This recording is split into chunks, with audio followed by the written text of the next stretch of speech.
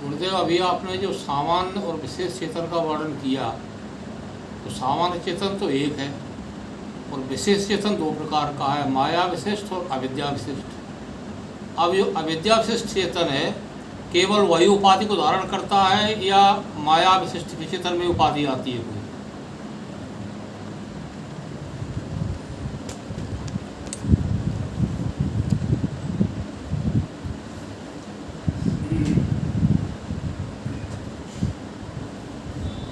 चाहे अविद्या विशिष्ट चेतन हो, चाहे माया विशिष्ट चेतन हो, विशिष्ट चेतन में तो अनेकता आ ही जाती है।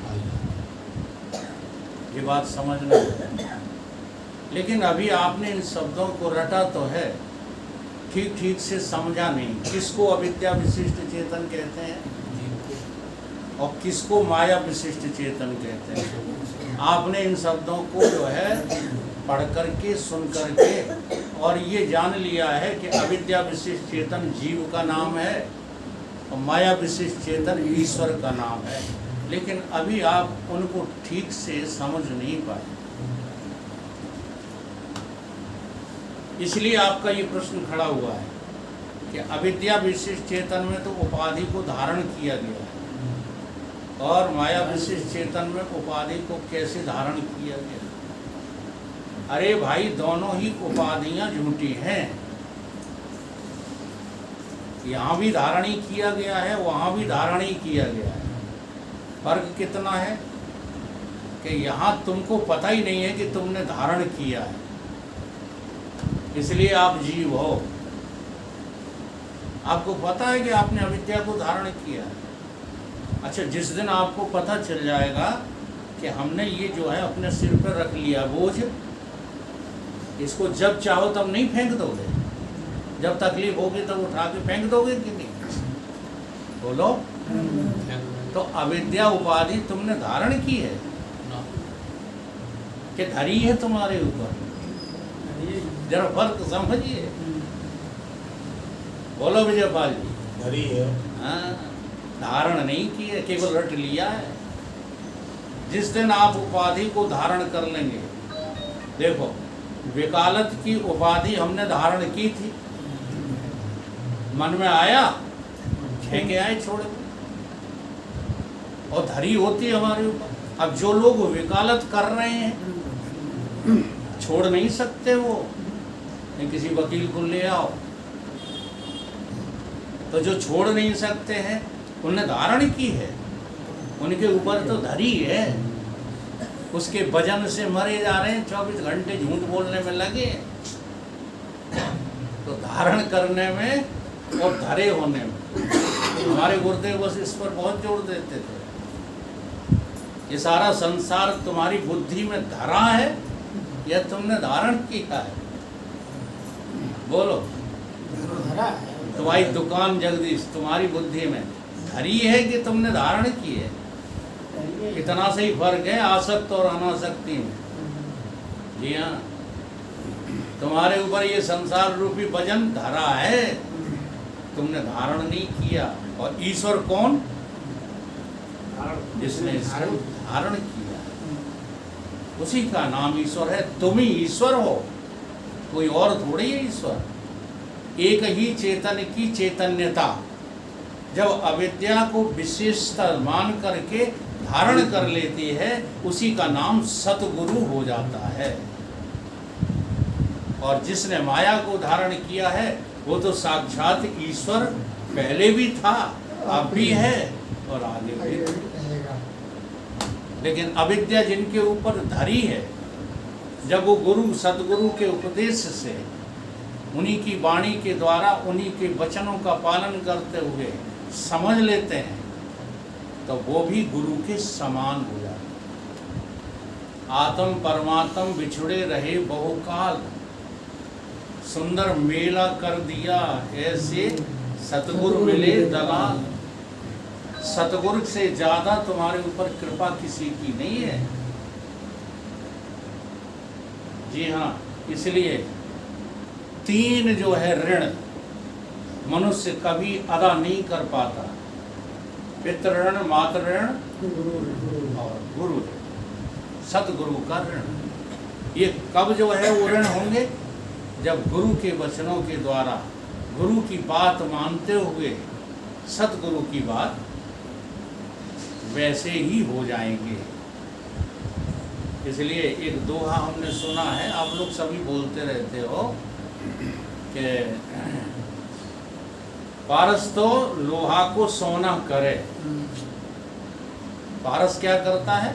लोहे को सोना करता, लेकिन गुरु कर लें आप सोना। तो जब तुम्हें आत्मा का बोध हो जाएगा तो तुम भी इस अविद्या को धारण कर लोगे। अभी तो धरी है, अभी अविद्या विशिष्ट चेतन तो हो, लेकिन अविद्या की जो विशेषता है वो आपके ऊपर भार है। अब इस भार को यदि उतारना है तो सतगुरु की शरण में आ जाओ या चले जाओ, बात एक ही है। इस पे बहस नहीं करना। रामपाल बाबा बहुत बहस करता है इस बात पे। आ जाओ या चले जाओ। ये बहस कौन लोग करते हैं? जो अपना गुरुडम दिखाते फिरते हैं। नहीं, बहस करने की जरूरत नहीं है।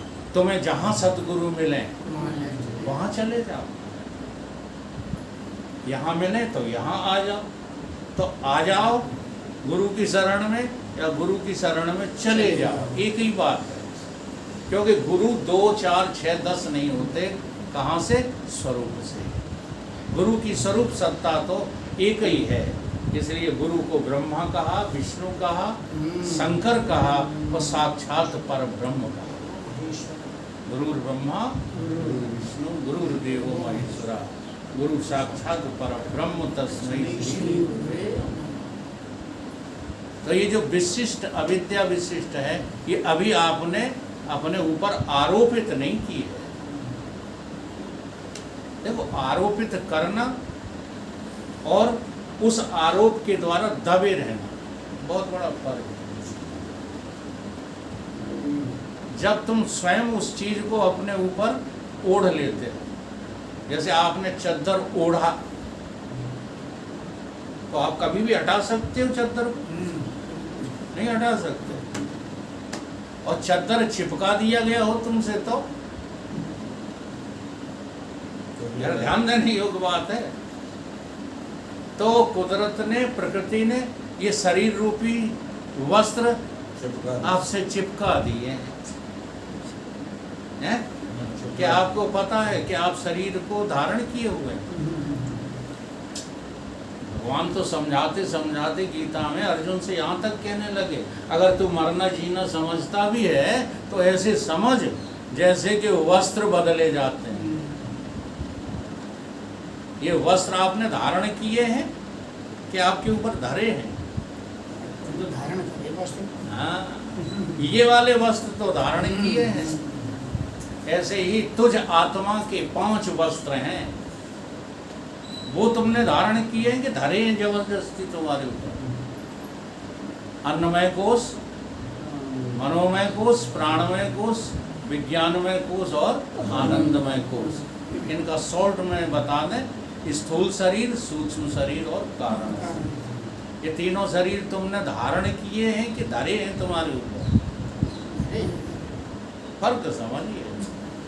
लेकिन जिसको हम ईश्वर कहते हैं, जिसे हमने देखा नहीं है अभी तक, वो इन सबको क्या किए है? धारण किए। तो माया की उपाधि धारण की जाती है और अविद्या की उपाधि काटी जाती है, ये धारण नहीं की जाती। कुछ क्लियर हुआ?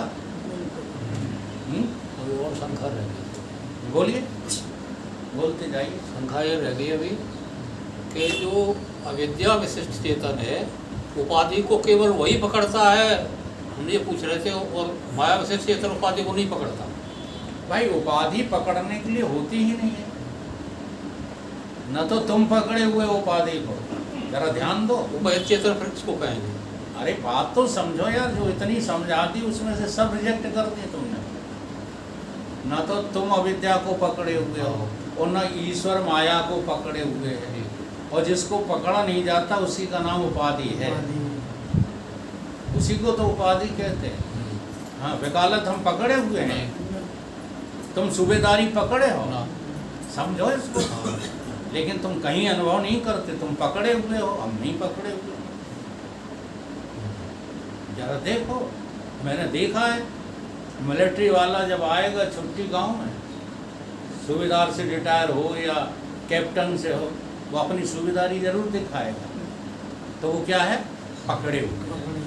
अच्छा, अब ये पकड़ना छोड़ना जो होता है वो अज्ञान से है कि ज्ञान से? तो बहुत सीधी बात है। जब तक तुम अपने आत्मा के अज्ञान को मिटाते नहीं हो तब तक ये संसार में भटकते ही। इसलिए न ईश्वर ने उपाधि पकड़ी है न जीव ने पकड़ी है, क्योंकि जीव ईश्वर का अंश है। जीव कोई संसार का अंश। कहीं आपने सुना शास्त्र में कि जीव को देह का अंश बताया गया हो? ईश्वर अंश जीव कि देह अंश। अच्छा, देह किसका अंश है? देह प्रकृति का अंश है। जी हाँ, और जीव ईश्वर का अंश है। ईश्वर इस प्रकृति का स्वामी है। ये दो चीजें इसलिए दिखाई जाते हैं जिससे बात आपको समझ में आ जाए, नहीं तो आत्मबोध में द्वैतम, द्वैत है ही नहीं। द्वैत नाम की चीज है नहीं। ये सबसे अंतिम ज्ञान है। जैसे उस दिन वो आए थे तो वो कहने लगे सारी चर्चा करने के बाद यहाँ मुझसे, तो मैंने उनसे कहा कि देखो ठीक है, हम किसी चीज़ का विरोध नहीं करते। शरीर अस्वस्थता है तो शरीर की स्वस्थता के लिए दवाइयाँ भी हैं, ठीक है, परहेज भी है, योग भी है। योग भी शरीर को स्वस्थ रखने का साधन है। वैसे है तो मन को स्वस्थ रखने का है, वो घी लगी है ना बस। हाँ, लेकिन फिर भी है, ठीक है। तो मैंने उनसे एक प्रश्न किया, इतना सब कुछ होने के बावजूद भी, चलो रामदेव बाबा जितना स्वस्थ तो कोई है नहीं, अब इतना स्वस्थ व्यक्ति भी, उनसे मैंने पूछा था बताओ मृत्यु को प्राप्त होगा कि नहीं? तो वो क्या बोले?